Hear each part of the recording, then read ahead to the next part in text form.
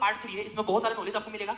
जो स्टूडेंट यहाँ पे नर्सिंग है, जीएनएम है, फार्मेसी है, बीएमएलटी डीएमएलटी के स्टूडेंट, एक्सरे के, ऑपरेशन थिएटर वालों के लिए भी इंपॉर्टेंट है। मुझे कमेंट में पूछे सर ओटी के है नहीं है, ओटी के भी इंपॉर्टेंट है। ओटी के बहुत सारे एमसीक्यू आएंगे, डिस्कस करेंगे मेडिकेशंस के बारे में, बीमारियों के बारे में, गायनिक के बारे में, नर्सिंग जीएनएम, मतलब यार इससे ना पूरा कवर हो जाता है। जो प्रैक्टिशनर हॉस्पिटल, जो डॉक्टर की प्रैक्टिस करते हैं, प्रैक्टिशनर है, उनको भी एमसीक्यू समझना चाहिए, उनके लिए भी इंपॉर्टेंट है। और भी बहुत सारे पार्ट यहाँ पे आएंगे। थर्ड पार्ट है, पुराने देखने हो तो हमारे ऑल एमसीक्यू करके प्लेलिस्ट बनी हुई है, वहां पे जाओ 1 2 3 मिल जाएंगे आपको। ठीक है गाइस, स्टार्ट करते गाइस आज का सबसे पहला एमसीक्यू। ठीक है, बहुत इजी है, मैं आपको एक एक चीजें समझाऊंगा अच्छे से। पहला क्वेश्चन है हमारा, if patient drink alcohol. Question को अच्छे से पढ़िएगा। सबसे पहली चीज तो ये आपको क्वेश्चन पढ़ना आना चाहिए। क्वेश्चन पढ़ो, समझो, फिर आंसर करो। ठीक है, हिंदी में इसलिए लिखा है कि आपको माइंड में कॉन्सेप्ट रहे। ठीक है, if patient drink alcohol before 5 days and now seen delirium terms, what is your priority as a medical staff. यदि किसी मरीज ने 5 दिन पहले अल्कोहल लिया है, शराब पी है, और 5 दिन के बाद, मतलब 5 दिन पहले पी थी, उसके बाद यदि उसे डेलिरियम सिम्टम्स दिखाई देते, लक्षण दिखाई देते हैं, तो प्रथम किस बात का ध्यान रखना चाहिए। इसमें दो चीज समझना है।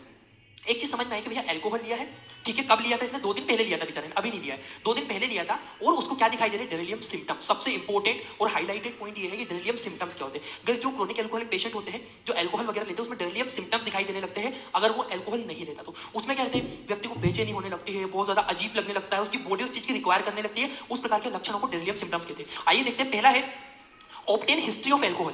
क्या आप मरीज की, जब वो एकदम उसको डेलिरियम सिम्टम्स दिख रहे हैं, बेचैनी हो रही, तड़प हो रही है उसको अल्कोहल की, तो क्या उसकी आप अल्कोहल की हिस्ट्री लोगे? उससे पूछोगे कि अल्कोहल कब लिया था? या फिर आप उससे पूछोगे प्रोवाइड उसको, या फिर प्रोवाइड सीजर, झटके वटके से बचाओगे, झटके ना आ जाए, या फिर मेंटेन रूम टेम्परेचर, कमरे का तापमान नियंत्रित करोगे, या फिर एडमिनिस्ट्रेट टाइमिंग एंड जिंक उसको। ये गाइस थोड़ा सा इसको गलत है, थाइमिन है ना, थाइमिन है ना, इसको काट लेंगे, थाइमिन है क्या, उसे थाइमिन या जिंक की दवाई दोगे। इन तीनों में से आप उसको क्या चीज प्रोवाइड करोगे? जल्दी आप मुझे कमेंट करके बताना। सीधा सीधा क्वेश्चन है, डेलिरियम सिम्टम्स दिखाई दे रहे हैं मरीज में, 5 दिन पहले अल्कोहल लिया था। ठीक है, जल्दी से मुझे कमेंट करके बताओ इसका राइट आंसर क्या होगा। कुछ बच्चे डी बता रहे हैं।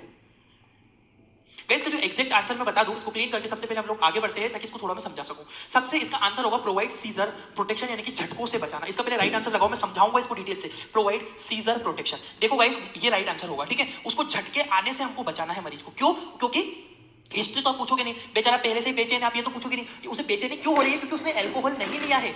आपको समझने की जरूरत नहीं, स्मेल से समझ में आएगा अल्कोहल लिया है कि नहीं। तो हिस्ट्री तो हो गया गलत भैया, कि हिस्ट्री से कोई लेना देना नहीं है इसका। मेंटेनिंग रूम टेम्परेचर, भैया सबको रूम टेम्परेचर मेंटेन करना है, फालतू की बात है। एडमिनिस्ट्रेट थाइमिन, ये थाइमिन है, थाइमिन इसको देना है, जिंक इंजेक्शन। तो गाइस ये भी गलत हो जाएगा। क्यों? क्योंकि ये वाला इंजेक्शन यदि मरीज ने अल्कोहल लिया है, कभी वो अल्कोहल लिया है, तो उसको अल्कोहल का मेंटेनेंस करने के लिए हम लोग जिंक थाइमिन का इंजेक्शन देते हैं। तो इसका जो राइट आंसर है गाइस प्रोवाइड सीजर, यानी कि मरीज को सीजर या झटकों से हमें बचाना है। देखिएगा ऐसा क्यों? क्योंकि delirium terms means patient feel dizziness and hallucination. मतलब जो मरीज होता है ना भैया, मरीज को क्या होगा? मरीज को बेचैनी होगी, मरीज को बेचैनी के साथ में क्या होगा? उसको वहम होने लगेगा, वो बेचैन हो जाएगा। तो उस कंडीशन में मरीज को झटके भी आ सकते हैं। तो सीजर से बचाने के लिए हम लोग यहाँ पे हम लोग उसको सीजर से बचाने के लिए हम लोग उसको ध्यान रखेंगे। तो इसका राइट आंसर होगा। आगे बढ़ता हूं मैं।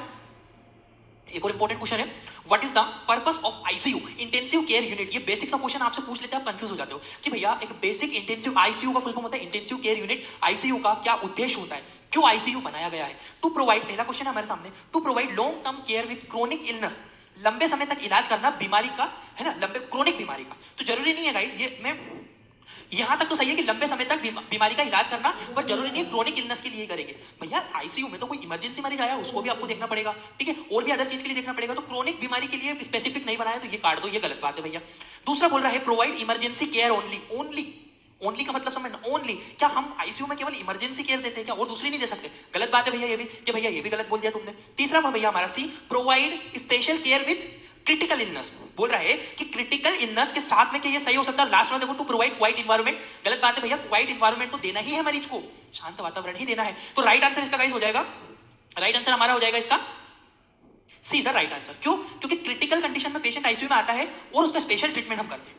आईसीयू में क्या करते हैं? क्रिटिकल पेशेंट कोई भेजते हैं, नॉर्मली कोई फीवर आया, क्या आप उसको आईसीयू में शिफ्ट कर दोगे? नहीं करोगे। क्यों? क्योंकि उसमें आपको क्रिटिकल कंडीशन में देना है, और दूसरी चीज है स्पेशल केयर देना है। नॉर्मल केयर तो हम रूम में भी प्रोवाइड कर सकते हैं स्टाफ को रख के, बाकी स्पेशल केयर के लिए हम लोग इंटेंसिव केयर यूनिट आईसीयू का इस्तेमाल करते हैं। याद रखिएगा, इंपॉर्टेंट है। आगे बढ़ता हूं, तो provide special care with critical illness. Critical illness के आईसीयू में स्पेशल केयर देते हैं, और क्रिटिकल कंडीशन में ही मरीज को आईसीयू में ले जाया जाता है, नॉर्मल कंडीशन में आईसीयू में भर्ती नहीं करते हम लोग, ठीक है। आगे बढ़ता हूं, नेक्स्ट और इंपॉर्टेंट क्वेश्चन आंसर कीजिएगा, पहले आप पढ़ लीजिए इसको।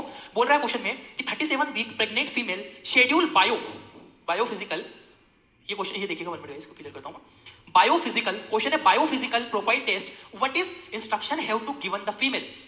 क्वेश्चन बहुत इंपॉर्टेंट है। एक बेसिक क्वेश्चन पूछा है कि भैया कोई महिला गर्भवती है, कितने हफ्तों की प्रेगनेंसी है, बोल रहा भैया वो प्रेगनेंसी है 37 हफ्तों की प्रेगनेंसी है महिला को, और उसको हम लोग ने क्या किया, उसको बायोफिजिकल टेस्ट करवाने को बोला। अब बायोफिजिकल टेस्ट क्या होता है वो समझना पड़ेगा, फिर आंसर हम लोग दे पाएंगे, ठीक है। बायोफिजिकल टेस्ट एक ऐसा टेस्ट है गाइस जिसमें हम लोग क्या करते हैं, बायोफिजिकल टेस्ट में महिला के जो फीटस है उसके हार्ट रेट वगैरह देखते हैं, उसका मूवमेंट हम लोग देखते हैं, वो बायोफिजिकल टेस्ट होता है, ठीक है। तो क्या हम उस टेस्ट में ईट मोर प्रोटीन, महिला को बोलेंगे कि आप ज्यादा प्रोटीन खा के आओ, या बोलेंगे ड्रिंक मोर वाटर, क्या महिला को हम ये बोलेंगे कि आप ज्यादा पानी पियो, क्या हम महिला को बोलेंगे स्लीप बिफोर टेस्ट, टेस्ट करवाने से पहले आराम करो, क्या ये इंस्ट्रक्शन देना है, या फिर फास्टिंग कंडीशन केवल खाली पेट में ही ये टेस्ट किया जाएगा। एक बार जरा कमेंट करके बताओ मुझे, मैं चेक करता हूं कौन राइट आंसर कर रहा है।